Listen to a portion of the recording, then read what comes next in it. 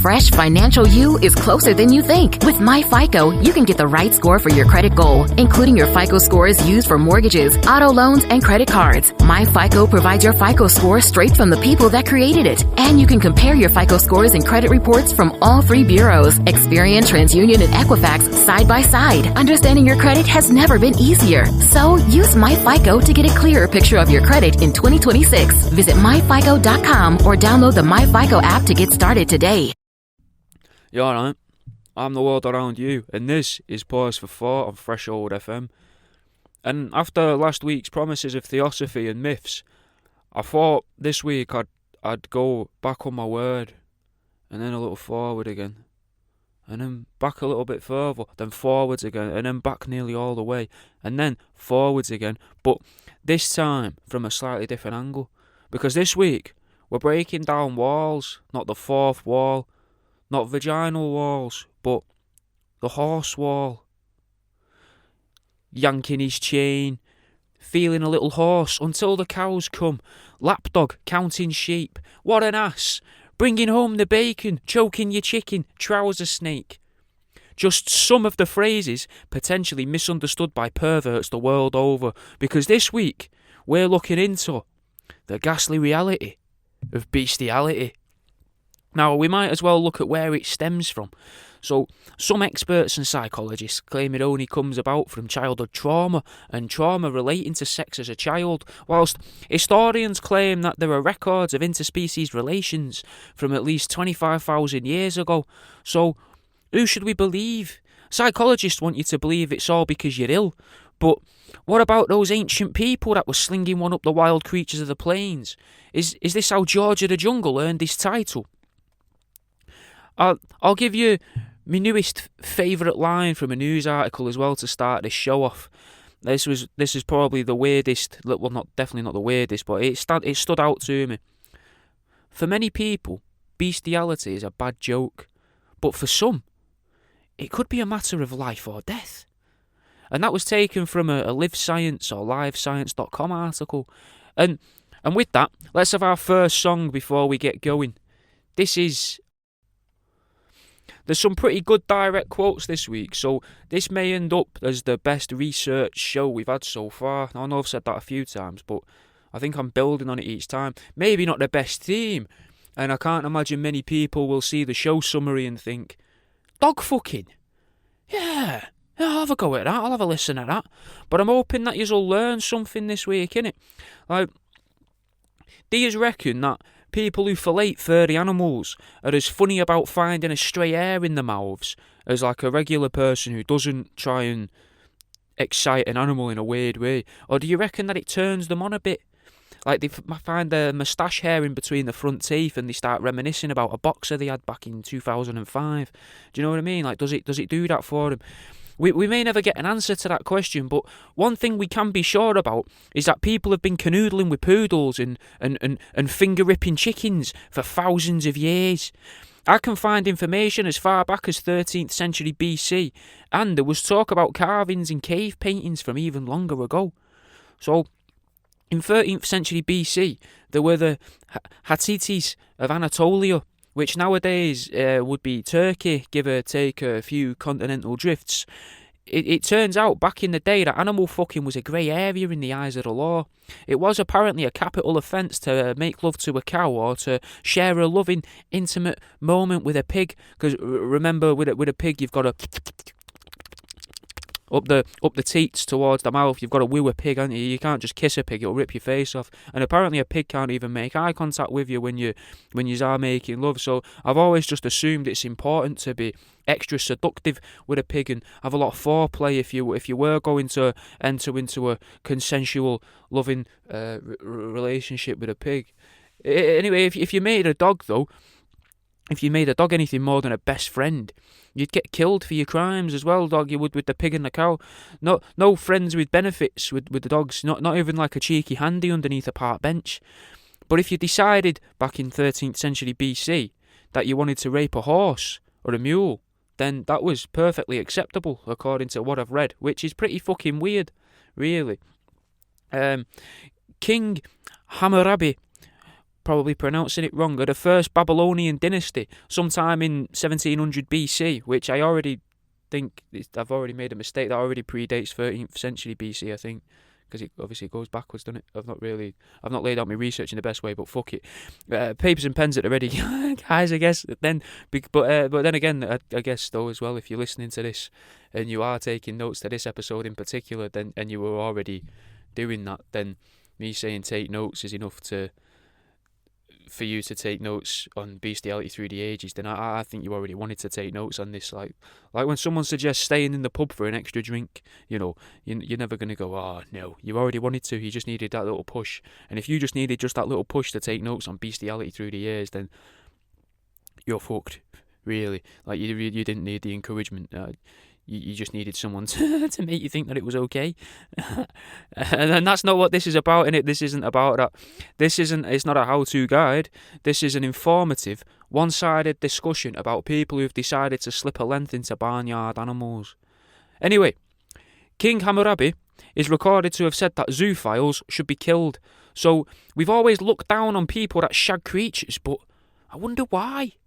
Historically, we're told that women were seen as second-class citizens, innit? But when it comes to dog bothering, history's been quite fair to both genders. In the Bible's Old Testament, there were bad things said about men mounting animals, describing it as a terrible perversion.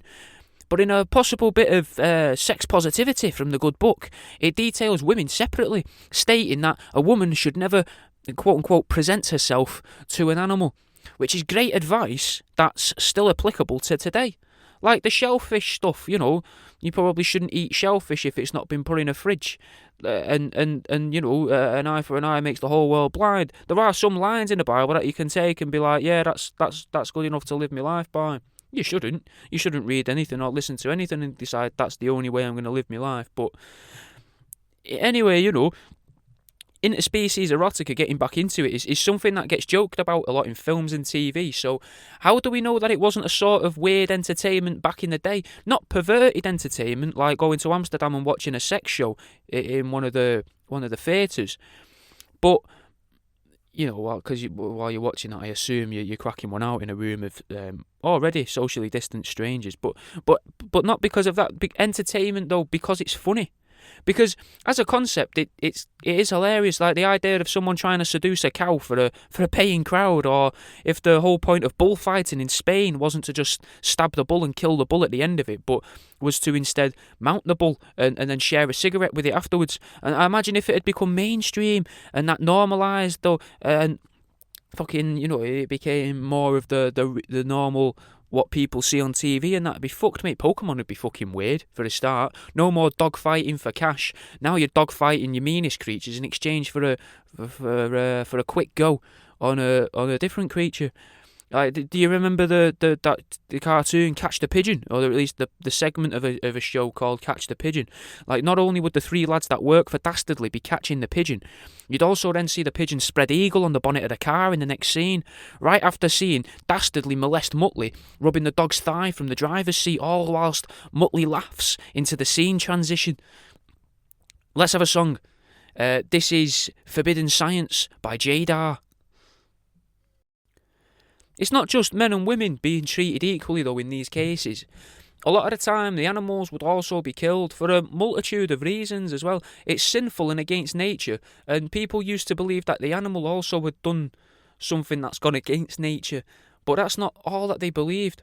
Now, it gets a bit weird, and it's a way we can tie it into all the other episodes. It's why it's kind of relevant. They believed that, some of them believed anyway, that the devil himself might decide to present himself as a reasonably well-endowed dog for a woman, as an example, or as a sultry goat for a bloke with the horn for ovine. Obviously, succumbing to temptation was a big no-no according to religions throughout history, but it's not the allowing of the devil in or around your person that was the main fear, because one of the main fears was that these copulations would result in half-human, half-animal demonic hybrids, which is fully understandable as a concern, innit? Because all throughout history there have been depictions of half-human, half-animal hybrids that were referred to as gods, otherworldly visitors, or whatever else they got described as. So I fully get that it seemed like a rational fear at the time, but Nowadays, it just seems silly to worry about a woman having a donkey, horse, one-upper, and that creating a demonic offspring. Like, that's not the thing to worry about in that situation. Especially when we know about, like, black holes and that, mate, and all these theories about extra-dimensional beings. Like, maybe it was the literal open-mindedness that was what allowed the demonic spawn. Do you know what I mean? Like, I'd imagine that, like, a pineal gland must be fucking gushing out dream juice if you're open to group sex, which in itself is another sinful activity. So when there's a bunch of people, and say for example a dog as well, that's got to be a group of open-minded people, innit? Because a bunch of closed-minded people, it's harder to believe a bunch of closed-minded people are going to gather together for a bit of a romp with a Rottweiler, or a little whatever, a parrot, whatever animal, But that's not important what animal. But you know what I'm saying? Like, maybe it's that open-mindedness that draws the demons in, the devil in.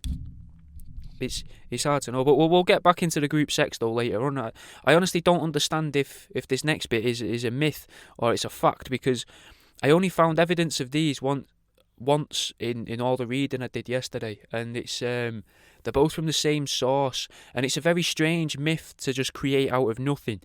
But did you know that it's believed that ancient Chinese men used to get down with geese?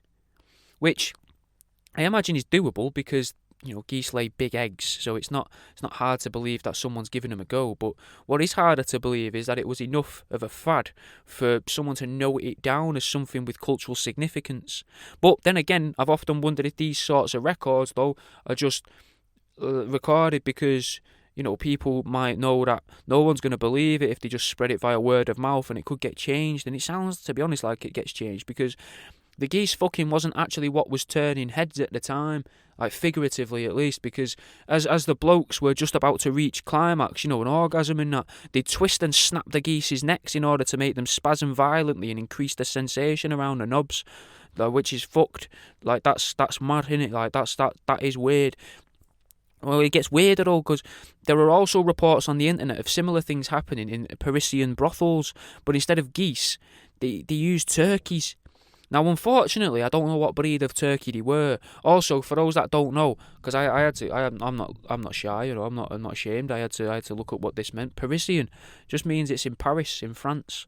And I used to have a pet turkey myself. He was white, and I called him Gobbles because I wanted him to do tricks like Timmy's turkey off of South Park. But unfortunately, he got an illness known as blackhead, and he died quite young. Like, he didn't even make it to one. I was gutted, mate. And as a young poultry breeder, his loss was probably the hardest that I went through of all me chickens and ducks and stuff.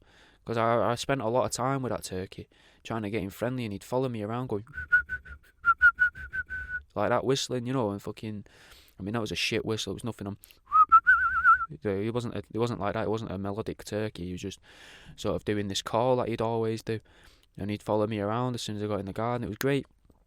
Anyway, speaking of hard hitting though, in ancient Egypt, it seems to have been believed that men fucked cattle and women fucked dogs, which is mental. I'm wondering if it can be used by SJWs, the social justice warriors, as a way of showing deep-rooted patriotism, because I reckon that it's a lot easier to have sex with a dog than it is with a cow or a bull. So that could just be historic sexism, unlike the unbiased bit of the Bible we spoke of, earlier on, or 5 minutes ago or something, But that's just me assuming that it's being sexist. Maybe it's just because it's more of a sort of, is logistical the word? More of a logistical thing. Like a dog's not really at hip height for many blokes, whereas a cow is just a box or so away from convenience for a man. And it's a bit like, if we're imagining it as entertainment and not as a perverse act, it's also funnier to imagine a man balancing on boxes trying to enter his cow accomplice, or perhaps even taking a run up from across the field. Whereas it's also funnier to think of a woman getting railed by a dog, because it could be like a Yorkshire Terrier or something, or a Cairn Terrier, like a little dog really giving it a go. Whereas it's funnier, innit? But big dogs seem to make it seem weird until you imagine the woman's just, got the dog there interacting with her I say interacting with her, we all know what I mean, just to spice up her like a marionette show that she's got going on back in the day. Like there's a lot of competition out there now, so, and that's with the internet, so imagine it without the internet, what it was like to try and get your puppet show scene or your sleight of hand magic scene on the street. Like there'd be dozens and dozens and dozens, hundreds of thousands of people just on the streets doing card tricks and that, mate. So you got to do something to add a little bit of something else in it, you know, as everyone keeps saying, add a little bit of spice, you know, and maybe that's where they could, you know, make it a bit better. Anyway, sticking with ancient Egypt for a second, I have a quote for you, another quote, see, well-researched show, and the quote goes, Egyptians are reported to have mastered the art of sexual congress with the crocodile. This was accomplished by turning the creature onto its back, rendering it completely incapable of resisting penetration. This form of copulation was believed to bring prosperity and restore the potency of men. And that was a quote from someone called Hani Miletsky. Now, referring to the quote, I reckon it increased the prosperity in it because every reptilian encounter at the time would have begun with something along the lines of, I imagine, I'll bet you, probably more drunken, so I'll bet you 3 loaves, that barrel of wine, and 4 goats that I could shag that crocodile meat. Unless it was, you know, after like 500-ish BC, in which case they'd most likely be gambling with coins thanks to the Romans taking over. And speaking of Romans, though, you know, there's a Roman myth from the same source as the Chinese thing about the geese that said that women somehow managed to train snakes to coil around the thighs and slide in past the pussy lips, which is hard to believe in it because it's pretty difficult to train a snake. Like, I don't really think you can train a snake, but there was a story about Sherlock Holmes. I know he's not real, but the bad guy in it had trained a snake to, I think, sniff out milk through a hole in the wall, something along those lines. So maybe it is possible because, you know, Conan Doyle was a smart guy in it, so maybe he knew something. Anyway, back to the Romans. Like, they had many inventions that we're told about, but one of their darker machinations was what is reported as, and it's not a very nice phrase, but it's reported as they invented animals raping women for entertainment.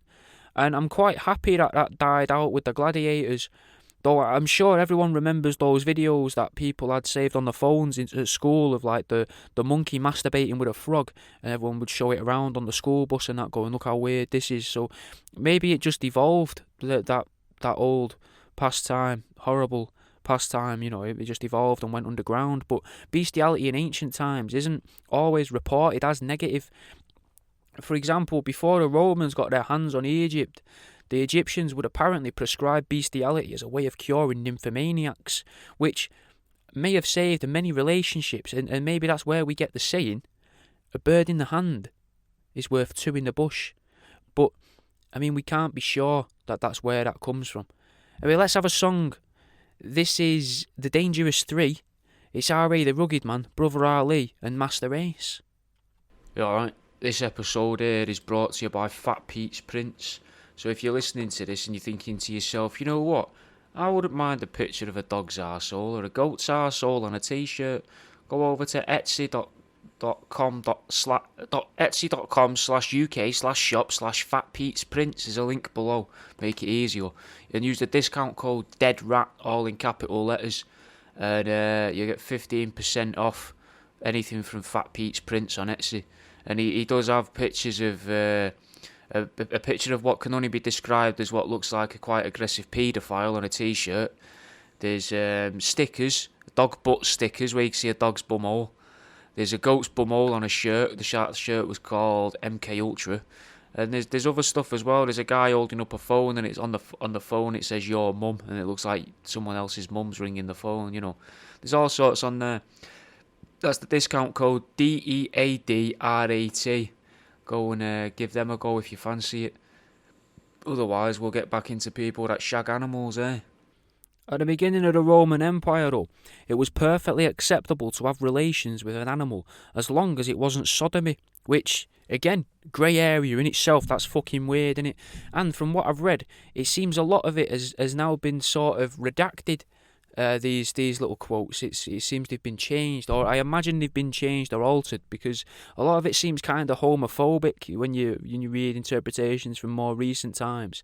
Like they're saying it's gay for a man to have sex with a male dog, and which I guess in a way it kind of is, but obviously because they're both male, but I don't think that you can look at that happening and see gender as the issue. And again, maybe this is something that SJWs want to add to their dogma, because if you do look at a bloke having a dirty scrum with his boy dog and you think, that's gay, rather than, that fella's fucking his dog there. Have you got a phone? Yeah, bell the police, mate, because, I would, but I'm filming it because I want it to go viral, innit, and get some ad revenue, or something closely relating to that. Then you've got more problems than the guy with the dog, innit. Anyway, it seems hard to believe that the Romans would have a problem with sodomy, because I thought they believed that to fuck a man was a status symbol, unless that was the Greeks. I know it was one of the ancient European. Well, yeah, they're both European, aren't they? The Romans and the Greeks. I know it was one of them that seemed to. I'm sure I remember reading something about the Roman empires having same-sex sex slaves, so they didn't look down on that. So I don't understand where the homophobic bits come from, if that even is homophobic. But it just some of it seems it's just the way that it seems like unnecessary detail. Do you know what I mean? Just totally unnecessary detail. Earlier, I was talking about how some people seem to believe that sex with animals is how we get the Antichrist, but that seems more like a Western belief from what I've read throughout history. In the Eastern world, sex with animals could be viewed as a good thing sometimes, because instead of believing that it's going to birth a demon or a demon hybrid, you could spawn a god or a demigod, which seems to me to be literally the opposite of what's believed in the Western world.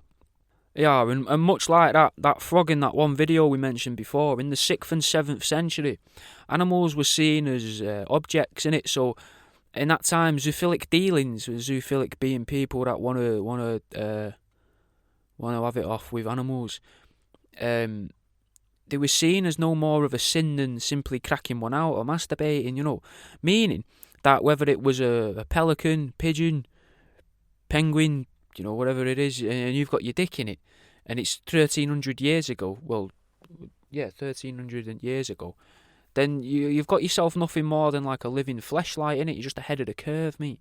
Now, I think the 7th century was about 200 years in it into the Middle Ages, like give or take a decade or two, and during this time period, it was believed that sex with animals could cure diseases. But the Christians at the time said this was a temptation of the devil, and that any animal that was up for it was the devil, in fact, in animal form, as this could obviously produce the demon human hybrids that we keep hearing about every week. But science was getting big around the Middle Ages, innit? It was getting a good following in music terms, because I know this is a music-heavy radio station, as many of them are.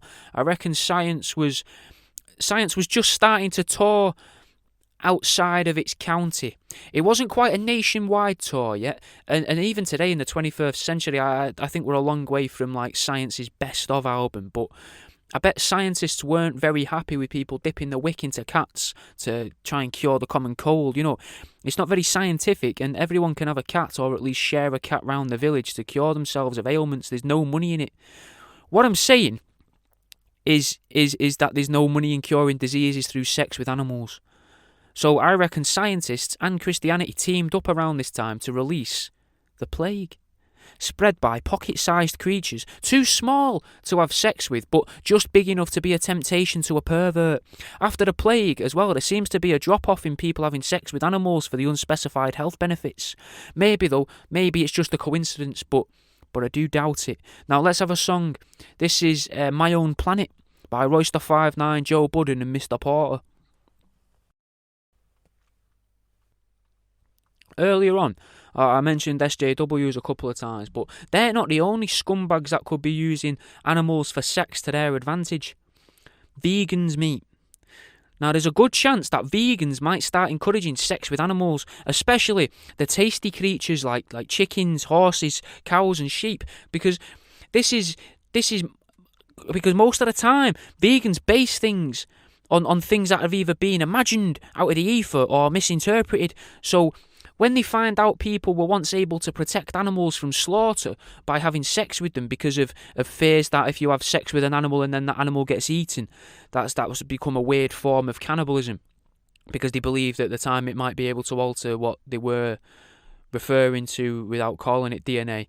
But they thought it could change the makeup of the animal and turn it into a bit of human, and that would be cannibalism then. So the perfect thing for all these vegans wanting to take away our tasty meals, innit? To start encouraging it. Like, maybe the people who are behind the vegan movement, they're already trying to coerce their legion of followers into copulating with the animals. Maybe that's why they all dye their hair weird colours, mate. Like, because they still have their vegan and SJW mentality, so they're trying to seduce the creature in the most natural way with brightly coloured plumage.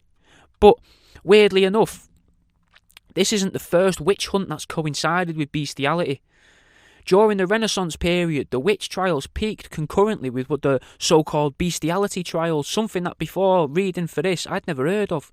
But because we only ever really get taught about the witch trials. I can't imagine though in schools they'd really get away with here's the witch trials and at the same time the bestiality trials, because everyone would just be laughing, wouldn't they, because it's fucking weird. And then you get the weird kid in class who's like, you what, I can fuck me dog? That's a thing you can do? And obviously you don't want that to happen. Maybe they only taught us about the witch trials though, because the big they want us to fear magic. But to allow for the sex with animals to sort of slip under the radar, because when all the magic's been sucked out of the world and it's been forgotten about, there'll be no one left to defend humanity against the zoophilic vegans that are working with the big they to make all of our food producible inside factories. Because if you think about it, there's more money in building food factories in it, because if you can grow artificial food on every floor of a 150 floor skyscraper, then you're bound to make more money than someone using and maintaining farmland at the same sized area. But unfortunately, the vegans are too clouded with emotions, and I've heard that many of the vegans attempting to woo the average peafowl generally thinks that they have a shot at love with their newly feathered friend with benefits. Like a weirdo, Anyway, it's time for another song. We'll have Noah's Ark by Classified.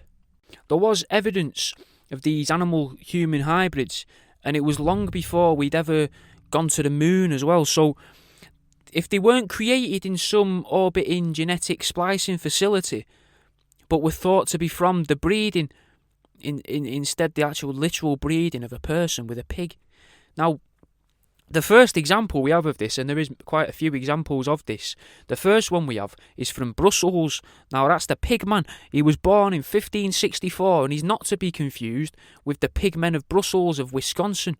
So it's Brussels, Europe, rather than the pigmen of Brussels, Wisconsin. The pigman himself was a bloke that looked like a pig, whereas the pigmen of Wisconsin came about from this bloke that tried to curse the clergymen of his area that were set to read his will when he died in the future. But unfortunately, he was slightly off on his cursing abilities, and his curse ended up deforming all of his farmyard animals, most notably, apparently, his pigs. And they all suddenly got demonic human-like faces, and all of the pigs apparently stopped doing pig stuff and started just following around the farmer, just staring at him wherever he went, like he couldn't evade them. They were just constantly there behind him. And that was until the man and his pigs went to see an old woman, and eventually, and she told him, you've got to pray to the Lord, speak to the Lord will help. I can't help you with this, but the Lord will help. So he went home to his home in Wisconsin, Brussels, and he built a little shrine to the Lord. And apparently that shrine is still there to this day, and this is the story around that shrine. So there must be maybe not some truth to it, but maybe a fair chunk of truth to it somewhere, about these pig-faced, man-faced pigs, well, man-demon-faced pigs. Anyway, he did, and he started praying, and then the pigs went back to normal, and all of his animals returned back to normal. But that's not what I'm on about. That's a different story, innit? There was also the pig-faced woman of the 1600s, which I'm guessing was just an ugly or a somewhat deformed woman. I mean, to be ugly and deformed isn't always the same thing, but I imagine if you're deformed to the extreme when you look like a pig, then you're not exactly a looker. But then again, saving grace for the zoophile, innit? Because they get the best of both worlds. Well, no, they don't actually, do they? Because they're not interested in having sex with people. They only want animals, and then a woman that looks like a pig is just a woman that looks like a pig. So if anything, so they're losing, and they're really losing as well. But she probably made up for it with a dazzling personality, and they must have been quite charismatic as well, these pig-faced women, because I think a lot of big cities used to just parade their ugly women around and call them like shaved bears or pig ladies. And I'm pretty sure there's stories of them being in Manchester and in London city centre, but maybe that was just a travelling sideshow at the time. Like I'm not overly sure. I never really looked into that. Fuck knows, innit? But anyway, in the 143 years between 1635 and 1778, the Swedish as a people, they managed to kill over 7,000 people for having critter sex, sex with animals and that. Now, during this time, elsewhere in the world, was a man called Thomas Granger, who was accused of, pens and papers at the ready, buggering. That's the word that's used. So he up the bum, a mare, a cow, 2 goats, 5 sheep, 2 calves, and a turkey. A fucking whole menagerie, mate, that. He went for it, fucking bells and whistles flying round the room, making noise all off the walls and that, I can't remember any other details other than that off the top of my head with that story, but there was a couple more in that, and I've read a lot of these now because for the show, and I kind of find them funny, but they all kind of blended into one. They're all quite similar. There is a couple that stood out, and it was spoken about in a book that I mention every other week called An Underground Education by Richard Zacks, and he claims that 2 years before Mr. Granger, there was a 60-year-old gentleman who was executed alongside his, because he'd been shagging these animals. This guy, this man, the 60-year-old bloke, he got killed alongside his cow, a couple of heifers, which I think is another couple of cows, 3 sheep, 2 sows being, female pigs. And rumour has it, though, that his missus had actually caught him 10 years before hanging out the back of the family dog. Now, as part of the man's punishment, which is where it gets a bit grim, and I don't think the SJWs would really back this, but as part of the man's punishment for having sex with the animals, obviously he was set to be killed because it was a capital offence. He had to watch the animals get their throats cut just before his own execution to break his heart or something. I really don't know, but that's one hell of a punishment. It seems cruel because it's the animals didn't really like a turkey. He had a turkey, didn't he? Oh no, he had sheep and some pigs in that, but they're not deciding to join in with it, innit? Anyway, Paris might have been known for its turkey fucking back in the day, but France did stick up for a female donkey that had been receiving the human penis. I'm trying to be as polite as possible, but also try and say sex with animals in as many different ways as I can. And the French rallied around to get signatures and testimonials from other locals about the good nature of the female donkey, claiming that it had never done anything bad in its own country or abroad to any of their knowledge, and it had been heavily swayed by the man in question. Luckily, the courts read this, and it kind of went down in what I assume is French history as a remarkable case, and it led to the donkey being free to live out the rest of its life, I imagine, with a nervous twitch and some weird conditioned behaviours, I'd have thought. But and I really want to link to this, and I really don't know how, but it should be spoke about. I read a study, right? And I read about a study. I read a fair bit of it, and it got quite boring after the first few pages because it goes really into science and that. And I'm not a scientist, innit? But the study was about rural living Brazilian males. Now, men, and this was a study of it was a study of 492 men, and they were aged between 18 and 80. Now, they discovered that 35% of the participants admitted that they'd had sexual relations with an animal at some point. And surprisingly, 35% of the people that were more likely out of these people to have contracted an STD at some point in their lives as well. Now, it gets interesting now in a way, because 118 of these blokes, had penis cancer, penile cancer, and 45% of these people had admitted to shagging animals. Guess a bit maths now, but 59% of the 118 people had only been doing it for 1 to 5 years. But, so it's not people that have just given it a go once and gone, oh, it's not for me, you know. But there was a hardcore group of 21% that had done it for over 5 years, mate. What's interesting about it all, though, is the scientists decided that the STDs weren't actually caught from fucking animals, but mostly because animal sex tends to be a group activity, whereas the penile cancer could be directly related to the animal sex, apparently, because an animal doesn't actually lubricate itself like a woman does. So lots of tiny abrasions can be had on a man's willy if he puts it in a dog, especially if he isn't circumcised as well, according to these studies.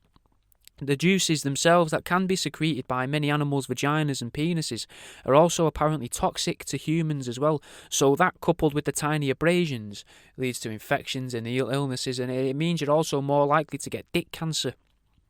In a separate study of 114 self-proclaimed animal rapists, or so-called SWAs, sex with animals enthusiasts, 83% of the participants were highly educated. So that immediately shits on the idea of the other study, because they'd only conducted that other study because of the prejudices held by scientists about rural living, and that there's going to be a lot of people into potential pig pork in there that shouldn't be, which goes to show that science can't always be trusted. And I think that's an important lesson to learn there.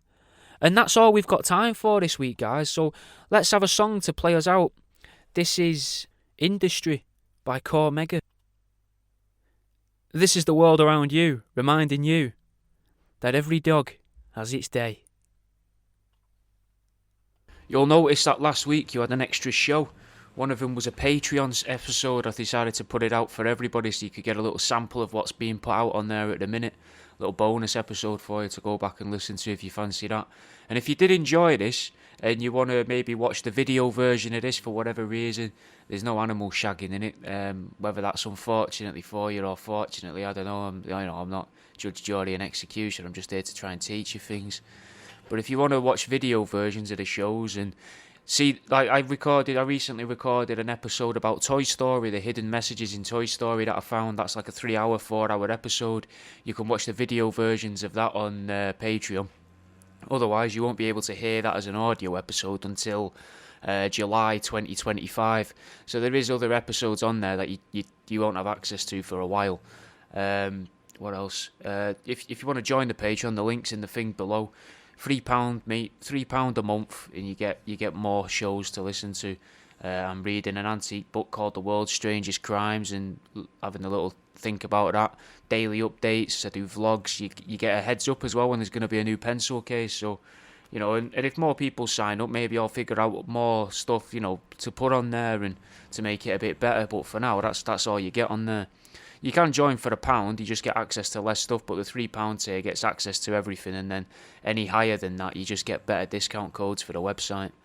I'm hoping you enjoyed this episode. I think this is one of the best episodes so far. Dog botherers, mate. I'll see you in a bit, mate.